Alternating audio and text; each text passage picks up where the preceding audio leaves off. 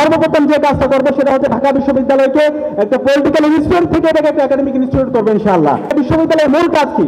বিশ্ববিদ্যালয়ের মূল কাজ হচ্ছে জ্ঞান অর্জন করা, জ্ঞানের প্রতি শিক্ষার্থীদেরকে আগ্রহ তৈরি করা, নতুন নতুন সায়েন্স, ইনোভেশন, ক্রিয়েশন এবং টেকনোলজির দিকে শিক্ষার্থীদেরকে উদ্বুদ্ধ করা।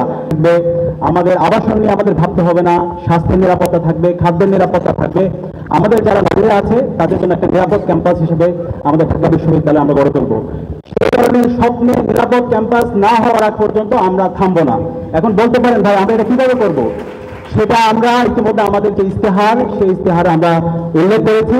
আমরা দেখতে পেয়েছি আজকে আমাদের বিশ্ববিদ্যালয়ে 100 বছর পার করেছি, স্বাধীনতার আজকে 5 দশক পার হয়েছে, কিন্তু বিশ্ববিদ্যালয়ে যেভাবে এক্সিকিউটিভ প্ল্যান নেওয়া দরকার ছিল এই কৃত্রিম সংকটগুলো দূর করার জন্য, যেভাবে আমাদের পলিসিগুলো ঠিক করা দরকার ছিল সেই পলিসিগুলো আমরা ঠিক করতে পারিনি। ইনশাআল্লাহ শিক্ষার্থীদের ম্যান্ডেট পেয়ে যখন আমরা প্রতিনিধিত্ব করার সুযোগ পাবো, আমরা সবার আগে ঢাকা বিশ্ববিদ্যালয়কে একটি স্বপ্নের ক্যাম্পাস নির্মাণ করার জন্য আমরা এক্সিকিউটিভ প্ল্যান এবং আমাদের পলিসিগুলো ঠিক করব। আমাদের এই বিশ্ববিদ্যালয়ে অনেক রাজনৈতিক অর্জন আছে, সেই রাজনৈতিক অর্জন অবশ্যই লাগবে, সেগুলো আমাদের অস্তিত্ব। কিন্তু একই সাথে একটা বিশ্ববিদ্যালয়ের মূল কাজ কি? বিশ্ববিদ্যালয়ের মূল কাজ হচ্ছে জ্ঞান অর্জন করা, জ্ঞানের প্রতি শিক্ষার্থীদেরকে আগ্রহ তৈরি করা, নতুন নতুন সায়েন্স, ইনোভেশন, ক্রিয়েশন এবং টেকনোলজির দিকে শিক্ষার্থীদেরকে উদ্বুদ্ধ করা। এই বিশ্ববিদ্যালয়কে যেভাবে একাডেমিক একটা ইনস্টিটিউট হিসেবে গড়ে তোলা দরকার ছিল সেটা আমরা দেখতে পাইনি। ইনশাআল্লাহ আমাদের প্রথম দাবি থাকবে এবং আমরা এই বিশ্ববিদ্যালয়কে সর্বপ্রথম যে কাজটা করবো সেটা হচ্ছে ঢাকা বিশ্ববিদ্যালয়কে একটা পলিটিক্যাল ইনস্টিটিউট থেকে এটাকে একটা একাডেমিক ইনস্টিটিউট করবো ইনশাআল্লাহ। সেই একাডেমিক ইনস্টিটিউট করার জন্য আমাদেরকে শিক্ষক নিয়োগ যে প্রক্রিয়া আছে সেটাকে পরিবর্তন করতে হবে।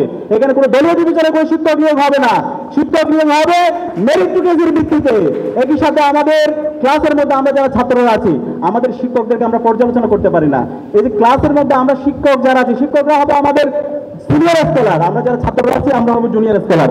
শিক্ষকদের মূল্যায়ন সিস্টেম আমরা চালু করবো। আমাদের যে একাডেমিক মেল আছে সেই মেলের মাধ্যমে আমরা আমাদের যে গবেষণা, ইন্টারন্যাশনাল, ন্যাশনাল যত ধরনের আমাদের পেপার আছে সেই জার্নালগুলো অ্যাক্সেস থাকবে। আমাদের যে ভর্তি প্রক্রিয়া থেকে শুরু করে একাডেমিক যত কাজ আছে সেই কাজগুলো আমাদেরকে হলে যাইতে হবে না, আমাদের বোনদের রেজিস্টার বিল্ডিং এ দৌড়াইতে হবে না, হলের মধ্যে তাদেরকে লড়ের মধ্যে আচরণ করবে না।